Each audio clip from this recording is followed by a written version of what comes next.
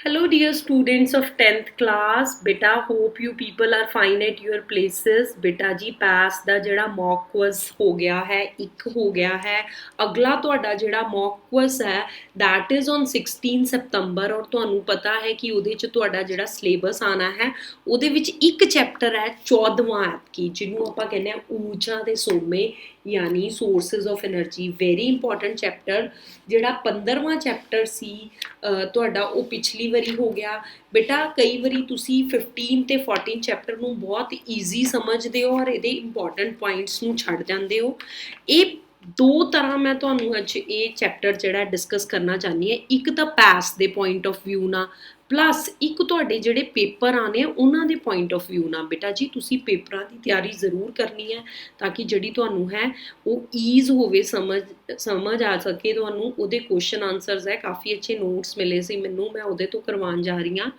ਬੇਟਾ ਜੀ sources of energy chapter ਹੈ ਊਰਜਾ ਦੇ ਸੋਮੇ let us discuss the important questions of these chapter ਊਰਜਾ ਦਾ ਵਧੀਆ ਸੋਮਾ ਕਿਸ ਨੂੰ ਕਹਿੰਦੇ ਹੈ very important question of this chapter ਜਿਹੜਾ ਪੂਰਾ ਚਾਂਸ ਹੈ ਐਗਜ਼ਾਮਸ ਚ ਆਉਣ ਦੇ ਕਿ ਜਿਹੜੇ ਊਰਜਾ ਦੇ ਵਧੀਆ ਜਿਹੜੇ ਸੋਮੇ ਹੈ ਉਹ ਅਸੀਂ ਕਿਸ ਨੂੰ ਕਹਿੰਦੇ ਆ ਜਾਂ ਊਰਜਾ ਦਾ ਜਿਹੜਾ ਵਧੀਆ ਸੋਮਾ ਹੈ ਉਹਦੇ ਕੀ ਲੱਛਣ ਹੋਣੇ ਚਾਹੀਦੇ ਆ ਤਾਂ ਬੇਟਾ ਜੀ ਊਰਜਾ ਦਾ ਵਧੀਆ ਸੋਮਾ ਉਹ ਹੈ ਪਹਿਲੀ ਗੱਲ ਪ੍ਰਤੀ ਇਕਾਈ ਆਇਤਨ ਜਾਂ ਪ੍ਰਤੀ ਇਕਾਈ ਪੁੰਜ ਵਧੇਰੇ ਕਾਰਜ ਕਰੇ ਭਾਵ ਉਸਦਾ ਕੈਲੋਰੀ ਮਾਨ ਉੱਚਾ ਹੋਣਾ ਚਾਹੀਦਾ ਹੈ ਪਹਿਲਾ ਪੁਆਇੰਟ ਤੁਸੀਂ ਪੇਪਰ 'ਚ ਲਿਖ ਸਕਦੇ ਹੋ ਕਿ ਉਸਦਾ ਕੈਲੋਰੀ ਮਾਨ ਉੱਚਾ ਹੋਣਾ ਚਾਹੀਦਾ ਹੈ ਦੂਜੀ ਗੱਲ ਜੇ ਤੁਸੀਂ ਹੁਣ ਦੇਖੋ ਕੋਈ ਵੀ ਵਧੀਆ ਸੋਮਾ ਹੈ ਘਰ ਵੀ ਤੁਸੀਂ ਕੁਝ ਯੂਜ਼ ਕਰਨਾ ਤਾਂ ਸਭ ਤੋਂ ਪਹਿਲੇ ਕਿ ਉਹ ਤੁਹਾਨੂੰ ਸੌਖ ਨਾ ਮਿਲ ਸਕੇ ਭਾਵ ਉਹ ਤੁਹਾਨੂੰ ਆਸਾਨੀ ਨਾਲ ਉਪਲਬਧ ਹੋਵੇ ਦੂਜੀ ਗੱਲ ਭੰਡਾਰਨ ਕਰਨ ਜਾਂ ਇੱਕ ਥਾਂ ਤੋਂ ਦੂਜੀ ਥਾਂ ਲੈ ਕੇ ਜਾਣਾ ਸੌਖਾ ਹੋਵੇ ਕਿ ਜੇ ਤੁਹਾਡਾ ਕੋਈ ਊਰਜਾ ਦਾ ਸੋਮਾ ਹੈ ਤਾਂ ਉਸ ਨੂੰ ਤੁਸੀਂ ਇੱਕ ਥਾਂ ਤੋਂ ਦੂਜੇ ਥਾਂ ਤੱਕ ਲੈ ਜਾਓ ਉਹ ਆਸਾਨੀ ਨਾਲ ਲੈ ਜਾਓ ਇਸ ਲਈ ਬੇਟਾ ਉਹ ਗੁੱਡ ਸੋਰਸ ਜਿਹਨੂੰ ਆਪਾਂ ਕਹਿੰਦੇ ਵੀ ਕੈਨ ਸੇ ਇਟ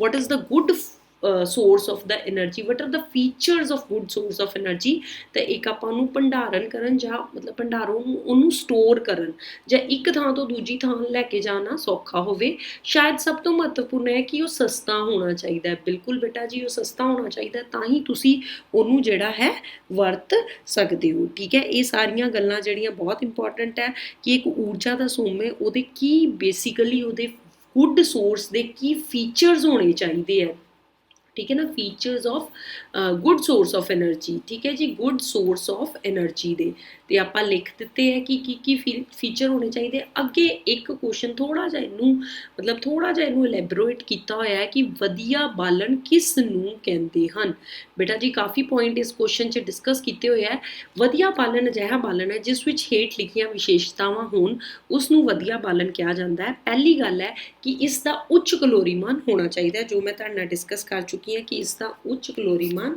ਹੋਣਾ ਚਾਹੀਦਾ ਹੈ ਠੀਕ ਹੈ ਜੀ ਬੇਟਾ ਜੀ ਅੱਗੇ ਗੱਲ ਕੀ ਹੈ ਕਿ ਜਿਹੜਾ ਹੈ ਇਹ ਬਾਲਣ ਦਾ ਜਲਨ ਤਾਪਮਾਨ ਉਚਿਤ ਹੋਣਾ ਚਾਹੀਦਾ ਇਹ ਨਹੀਂ ਕਿ ਤੁਹਾਨੂੰ ਉਹਨੂੰ ਜਿਹੜਾ ਤੁਹਾਨੂੰ ਉਹ 'ਚ ਕੋਈ ਵੀ ਉਹਦਾ ਯੂਜ਼ ਕਰਨ ਲਈ ਇਹ ਨਹੀਂ ਕਿ ਬਹੁਤ ਜ਼ਿਆਦਾ ਉਹਦਾ ਤਾਪਮਾਨ ਹੋਏ ਜਿਹੜਾ ਉਹ ਬਲੇ ਹੀ ਨਾ ਤੀਜੀ ਗੱਲ ਬਾਲਣ ਦੇ ਦਹਨ ਦੀ ਦਰ ਸੰਤੁਲਿਤ ਹੋਣੀ ਚਾਹੀਦੀ ਭਾਵ ਨਾ ਅਧਿਕ ਹੋਵੇ ਨਾ ਘੱਟ ਹੋਵੇ ਬਾਲਣ ਵਿੱਚ ਜਲਨਸ਼ੀਲ ਪਦਾਰਥਾਂ ਦੀ ਮਾਤਰਾ ਜਿੰਨੀ ਘੱਟ ਹੋਵੇ ਉਨੀ ਹੀ ਚੰਗੀ ਹੈ ਕਿ ਜਿੰਨਾ ਉਹਦੀ ਜਲਨਸ਼ੀਲ ਦੀ ਜਿਹੜੀ ਮਾਤਰਾ ਹੋਏਗੀ ਘੱਟ ਹੋਏਗੀ ਉਨਾ ਹੀ ਬਾਲਣ ਵਧੀਆ ਹੈ ਦਹਨ ਤੋਂ ਬਾਅਦ ਬਿਲਕੁਲ ਜ਼ਹਿਰੀਲੇ ਪਦਾਰਥ ਦਾ ਉਤਪਾਦਨ ਘੱਟ ਹੋਣਾ ਚਾਹੀਦਾ ਹੈ ਕਿਉਂਕਿ ਜਦੋਂ ਬਾਲਣ ਬਲ ਜਾਂਦਾ ਉਸ ਤੋਂ ਬਾਅਦ ਜੇ ਉਹ ਜ਼ਹਿਰੀਲੇ ਪਦਾਰਥ ਛੱਡਦਾ ਹੈ ਤਾਂ ਉਹਦਾ ਮਤਲਬ ਕਿ ਉਹ ਫਿਰ ਵੀ ਵਧੀਆ ਬਾਲਣ ਨਹੀਂ ਹੈ ਬਾਲਣ ਆਸਾਨੀ ਨਾਲ ਕਾਫੀ ਮਾਤਰਾ ਵਿੱਚ ਉਪਲਬਧ ਹੋਣਾ ਚਾਹੀਦਾ ਹੈ ਬਾਲਣ ਘੱਟ ਕੀਮਤ ਤੇ ਪ੍ਰਾਪਤ ਹੋਣਾ ਚਾਹੀਦਾ ਹੈ ਬਾਲਣ ਦਾ ਭੰਡਾਰਨ ਅਤੇ ਪਰਿਵਹਨ ਸੌਖਾ ਹੋਣਾ ਚਾਹੀਦਾ ਹੈ these are the important points ਜਿਹੜੇ ਆਪਾਂ ਊਰਜਾ ਦੇ ਸੋਮੇ ਲਈ ਆਪਾਂ ਡਿਸਕਸ ਕਰਨੇ ਆ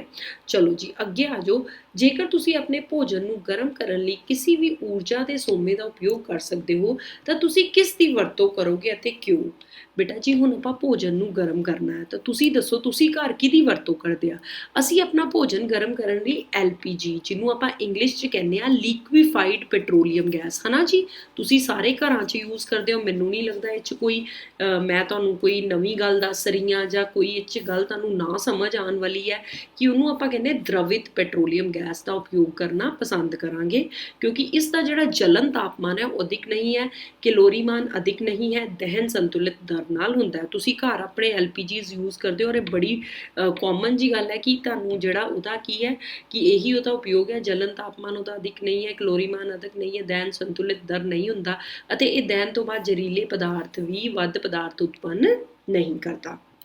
ਠੀਕ ਹੈ ਜੀ, ਇਹ ਜਿਹੜਾ ਇੰਪੋਰਟੈਂਟ ਕੁਐਸਚਨ ਹੈ। ਮੈਂ ਇੱਥੇ ਤੁਹਾਨੂੰ ਪੁੱਛਿਆ ਕਿ ਜੇਕਰ ਭੋਜਨ ਨੂੰ ਗਰਮ ਕਰਨ ਲਈ, ਇਸ ਲਈ ਤੁਸੀਂ LPG ਤੇ CNG 'ਚ ਕਨਫਿਊਜ਼ ਨਹੀਂ ਹੋਣਾ। ਠੀਕ ਹੈ ਜੀ, ਚਲੋ ਜੀ ਅੱਗੇ ਗੱਲ ਕਰਦੇ ਹਾਂ। ਊਰਜਾ ਦੇ ਪਰੰਪਰਾਗਤ ਜਿਹੜੇ ਉਹਦੇ ਸਰੋਤ ਹੈ, ਯਾਨੀ ਕਿ ਕਨਵੈਂਸ਼ਨਲ ਸੋਰਸਿਸ ਆਫ ਐਨਰਜੀ, ਕੀ ਆਪਾਂ ਹੁਣ ਗੱਲ ਕਿਹਦੀ ਕਰਨ ਜਾ ਰਹੇ ਹਾਂ?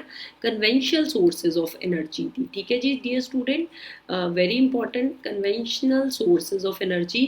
ਔਰ ਸਭ ਤੋਂ ਪਹਿਲੇ ਉਹਦੇ ਵਿੱਚ ਆਪਾਂ ਗੱਲ ਕਰਾਂਗੇ ਪਦਾਰਥ ਬਾਲਣ ਦੀ। ਹੁਣ ਪਦਾਰਥ ਬਾਲਣ ਨੂੰ ਆਪਾਂ ਇੰਗਲਿਸ਼ 'ਚ ਕੀ ਕਹਿੰਦੇ ਆ ਜੀ? ਇਹਨੂੰ ਕਹਿੰਦੇ ਆ ਜੀ ਫੋਸਿਲ ਫਿਊਲਸ। ਠੀਕ ਹੈ, ਇਹਦੇ ਇੱਕ ਦੋ ਕੁਐਸਚਨ ਮੈਂ ਤੁਹਾਨੂੰ ਸਮਝਾਵਾਂਗੀ ਅੱਜ, ਤਾਂ ਕਿ ਤੁਸੀਂ ਜਿਹੜੇ ਉਹਨੂੰ ਕਾਪੀਜ਼ ਤੇ ਨੋਟ ਕਰ ਲਓ। ਪਹਿਲਾ ਹੈਗਾ ਜੀ ਪਦਾਰਥ ਬਾਲਣ ਦੀ ਪਰਿਭਾਸ਼ਾ ਦਿਓ। ਪਦਾਰਥ ਬਾਲਣ ਜੀਵ ਜੰਤੂਆਂ ਦੀ ਰਹਿੰਦ ਖੂੰਹਦ ਜੋ ਧਰਤੀ ਹੇਠਾਂ ਦਬੇ ਰਹੇ ਅਤੇ ਆਕਸੀਜਨ ਦੀ ਅਣਹੋਂਦ ਕਾਰਨ ਅਪਘਟਿਤ ਹੋ ਕੇ ਬਾਲਣਾਂ ਵਿੱਚ ਬਦਲ ਗਏ। ਬੇਟਾ ਜੀ ਕੀ ਹੋਇਆ? ਜੀਵ ਜੰਤੂ ਦੀ ਰਹਿੰਦ ਖੂੰਹਦ ਜੋ ਧਰਤੀ ਤੇ ਦਬ ਗਈ ਤੇ ਆਕਸੀਜਨ ਦੀ ਹੋਂਦ 'ਚ ਉਹਨਾਂ ਤੇ ਬੇਸਿਕਲੀ ਨਿਖੇੜਕਾਂ ਨੇ ਕੰਮ ਕੀਤਾ ਅਤੇ ਉਹ ਅਪਘਟਿਤ ਹੋ ਗਏ, ਬਾਲਣਾਂ ਵਿੱਚ ਬਦਲ ਗਏ। ਉਹਨਾਂ ਬਾਲਣਾਂ ਨੂੰ ਆਪਾਂ ਪਦਾਰਥ ਬਾਲਣ ਕਹਿੰਦੇ ਹਨ। ਉਦਾਹਰਨ ਬਹੁਤ ਵੱਡੀ ਫੋਸਿਲ ਫਿਊਲਸ ਦੀ ਤੁਹਾਡੇ ਕੋਲ ਉਦਾਹਰਨ ਹੈ ਕੋਲਾ ਤੇ ਪੈਟਰੋਲੀਅਮ, ਜਿਹੜਾ ਕੀ ਹੈ ਬਹੁਤ ਜ਼ਿਆਦਾ ਇੰਪੋਰਟੈਂਟ ਹੈ। ਮਤਲਬ ਊਰਜਾ ਦੇ ਸਰੋਤ ਰੂਪ ਵਿੱਚ ਕੋਲੇ ਦਾ ਉਪਯੋਗ ਲਾਈਕ ਉਦਯੋਗਿਕ ਕ੍ਰਾਂਤੀ ਨੂੰ ਜਿਹੜਾ ਉਹ ਸੰਭਵ ਕਰ ਗਿਆ ਸੀ। ਠੀਕ ਹੈ, ਪਰ ਹੁਣ ਜਿੱਦਾਂ ਜਿੱਦਾਂ ਟਾਈਮ ਵਧੀ ਜਾ ਰਿਹਾ, ਪੋਲਿਊਸ਼ਨਸ ਵਧੀ ਜਾ ਰਹੇ, ਤਾਂ ਸਾਨੂੰ ਇਹ ਵੀ ਲੱਗ ਰਿਹਾ ਕਿ ਜਿਹੜਾ ਕੋਲਾ ਹੈ ਉਹ ਸਾਡੇ ਲਈ ਸਹੀ ਨਹੀਂ ਹੈ। ਪਰ ਇਹ ਗੱਲਾਂ ਆਪਾਂ ਬਾਅਦ 'ਚੋਂ ਗੱਲ ਡਿਸਕਸ ਕਰਾਂਗੇ। ਇੱਥੇ ਫਿਲਹਾਲ ਅੱਗੇ ਆਪਾਂ ਗੱਲ ਕਰਦੇ ਹਾਂ ਕਿ ਪਦਾਰਥ ਬਾਲਣਾਂ ਨੂੰ ਪੂਰਤੀ ਅਯੋਗ ਸੋਮਿਆਂ ਦੇ ਰੂਪ ਵਿੱਚ ਵਰਗੀਕ੍ਰਿਤ ਕੀਤਾ ਗਿਆ ਹੈ। ਇਹਨਾਂ ਸਰੋਤਾਂ ਦੇ ਸੁਰੱਖਿਆ ਲਈ ਕੀ ਕਦਮ ਚੁੱਕਣੇ ਚਾਹੀਦੇ? ਬੇਟਾ ਜੀ ਦੇਖੋ, ਤੁਹਾਨੂੰ ਵੀ ਪਤਾ ਹੈ ਕਿ ਜਿੰਨਾ ਤੁਸੀਂ ਕੋਲਾ ਤੇ ਪੈਟਰੋਲੀਅਮ ਯੂਜ਼ ਕਰੀ ਜਾਓਗੇ ਉਹ ਖਤਮ ਹੋਈ ਜਾਏਗਾ। ਕਿਉਂ? ਸਭ ਤੋਂ ਪਹਿਲੀ ਗੱਲ ਕਿ ਇਹ ਪੂਰਤੀ ਅਯੋਗ ਸੋਮਿਆਂ ਦੇ ਰੂਪ ਵਿੱਚ ਵਰਗੀਕ੍ਰਿਤ ਕੀਤੇ ਗਏ ਹਨ। ਕਿਉਂ ਵਰਗੀਕ੍ਰਿਤ ਕੀਤੇ ਗਏ ਹਨ? ਪਦਾਰਥ ਬਾਲਣ ਅੱਜ ਤੋਂ ਲੱਖਾਂ ਕਰੋੜਾਂ ਸਾਲ ਪਹਿਲੇ ਧਰਤੀ ਦੀ ਸਤ੍ਹਾ ਤੇ ਹੋਣ ਵਾਲੇ ਪਰਿਵਰਤਨ ਦੇ ਸਿੱਟੇ ਵਜੋਂ ਬਣੇ ਸਨ। ਭੂਗੋਲਿਕ ਅਤੇ ਵਾਤਾਵਰਨਿਕ ਪਰਿਵਰਤਨਾਂ ਦੇ ਕਾਰਨ ਜੀਵ ਜੰਤੂਆਂ ਅਤੇ ਪੇੜ ਪੌਦੇ ਮਿੱਟੀ ਦੀ ਸਤ੍ਹਾ ਦੇ ਹੇਠਾਂ ਦਬ ਗਏ। ਠੀਕ ਹੈ ਜੀ, ਪਰਿਵਰਤਨ ਹੋਇਆ ਉਹ ਮਿੱਟੀ ਦੀ ਸਤ੍ਹਾ ਹੇਠ ਜਿੰਨੇ ਵੀ ਜੀਵ ਜੰਤੂ ਜਾਂ ਪੇੜ ਪੌਦੇ ਦਬ ਗਏ। ਧਰਤੀ ਤਲ ਤੇ ਦਬਾਅ ਤੇ ਅੰਦਰੂਨੀ ਗਰਮੀ ਕਾਰਨ ਅਤੇ ਆਕਸੀਜਨ ਦੀ ਅਣਹੋਂਦ ਦੇ ਕਾਰਨ ਇਹ ਪਦਾਰਥ ਬਾਲਣਾਂ ਵਿੱਚ ਪਰਿਵਰਤਿਤ ਹੋ ਗਏ। ਮਨੁੱਖ ਇਹਨਾਂ ਨੂੰ ਆਪਣੇ ਉਪਯੋਗ ਲਈ ਇਹਨਾਂ ਦੀ ਭੂਮੀ ਤੋਂ ਪ੍ਰਾਪਤ ਕਰਨ ਲੱਗ ਪਿਆ।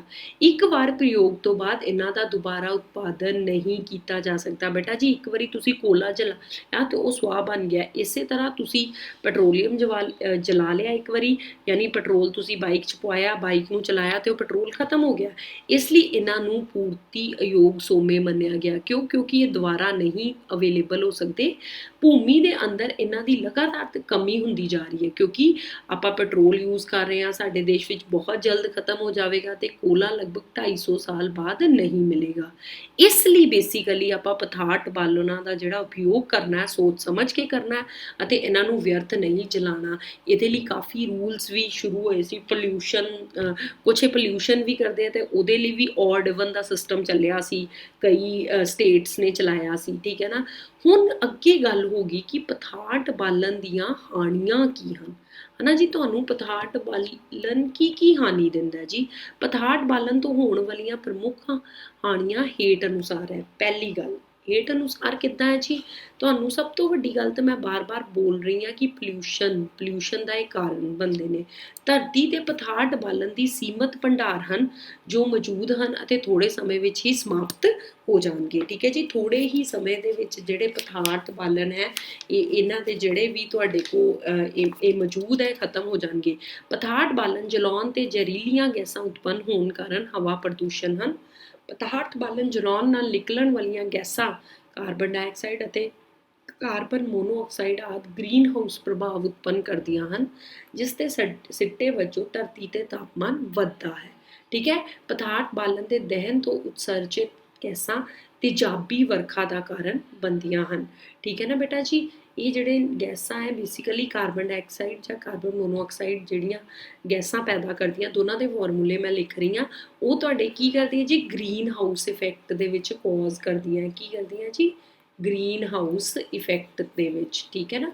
ਤੇ ਇਹ ਗੱਲਾਂ ਜਿਹੜੀਆਂ ਹੈ ਇਹ ਜ਼ਹਿਰੀਲੀਆਂ ਗੈਸਾਂ ਉਤਪੰਨ ਕਰਦੀਆਂ, ਸਭ ਤੋਂ ਜ਼ਹਿਰੀਲੀਆਂ ਗੈਸਾਂ ਉਤਪੰਨ ਕਰਦੀਆਂ। ਤੇ ਇਹਦਾ ਮਤਲਬ ਇਹਨਾਂ ਤੋਂ ਕੀ ਹੁੰਦਾ ਜੀ, ਇਹਨਾਂ ਤੋਂ ਕੀ ਹੁੰਦਾ ਜੀ, ਪੋਲਿਊਸ਼ਨ। ਇਹਨਾਂ ਤੋਂ ਕੀ ਹੁੰਦਾ ਜੀ, ਪੋਲਿਊਸ਼ਨ। ਠੀਕ ਹੈ, ਬਹੁਤ ਇੰਪੋਰਟੈਂਟ ਹੈ ਚੀਜ਼ਾਂ ਜੋ ਤੁਹਾਨੂੰ ਕਰਨੀਆਂ ਪੈਣਗੀਆਂ। ਇੱਕ ਮੈਂ ਤੁਹਾਡੇ ਨਾਲ ਕੁਐਸਚਨ ਅਗਲੇ ਟੌਪਿਕ ਦਾ ਡਿਸਕਸ ਕਰਦੀ ਹਾਂ, ਜਿਨ੍ਹਾਂ ਨੂੰ ਪਨ ਅਤੇ ਪੌਣ ਊਰਜਾ ਸਰੋਤ। ਆਪਾਂ ਇਹ ਜਿਹੜੇ ਹੁਣ ਤੁਹਾਡੇ ਨਾਲ ਡਿਸਕਸ ਕਰਨੇ ਆ ਜੀ, ਪਨ ਬਿਜਲੀ ਪ੍ਰੋਜੈਕਟ ਤੇ ਪੌਣ ਚੱਕੀ। ਵਿੰਡਮਿਲ ਤੁਸੀਂ ਆਸਾਨੀ ਨਾਲ ਸੁਣਿਆ ਨਾ, ਤੇ ਇਧਰੋਂ ਆਪਾਂ ਇਹਦੇ ਬਾਰੇ ਵੀ ਜਿਹੜਾ ਥਰਮਲ ਪਾਵਰ ਪਲਾਂਟ ਜਾਂ ਜਿਹਨੂੰ ਆਪਾਂ ਕਹਿੰਦੇ ਆ ਤਾਪ ਪਾਵਰ ਪਲਾਂਟ, ਪਨ ਹੁੰਦਾ ਬੇਸਿਕਲੀ ਹਾਈਡਰੋ। ਠੀਕ ਹੈ, that is ਹਾਈਡਰੋ। ਠੀਕ ਹੈ, this is hydro. you can say it is a hydro power plant। ਪਨ ਪਾਣੀ ਤੋਂ। ਠੀਕ ਹੈ ਨਾ। ਔਰ ਪੌਣ ਚੱਕੀ, what you mean by ਪੌਣ ਚੱਕੀ, that is basically windmill, ਜਿਨ੍ਹਾਂ ਦੀ ਦੋਨਾਂ ਦੀ ਆਪਾਂ ਜਿਹੜੀ ਹੈ ਡਾਇਗਰਾਮ ਬਣਾਈ ਹੈ ਇੱਥੇ।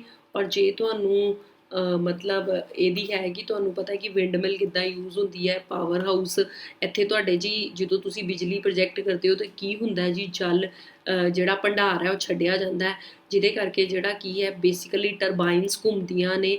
ਟਰਬਾਈਨ ਘੁੰਮਦੀਆਂ ਤੇ ਪਾਵਰ ਹਾਊਸ ਦੇ ਵਿੱਚ ਜਿਹੜੀ ਹੈ ਲਾਈਟ, ਜਿਹੜੀ ਇਲੈਕਟ੍ਰੀਸਿਟੀ ਉਹ ਪ੍ਰੋਡਿਊਸ ਹੁੰਦੀ ਹੈ ਤੇ ਪਾਵਰ ਲਾਈਨ ਦੇ ਨਾਲ ਉਹ ਸਾਡੇ ਘਰਾਂ ਤੱਕ ਪਹੁੰਚਦੀ ਹੈ।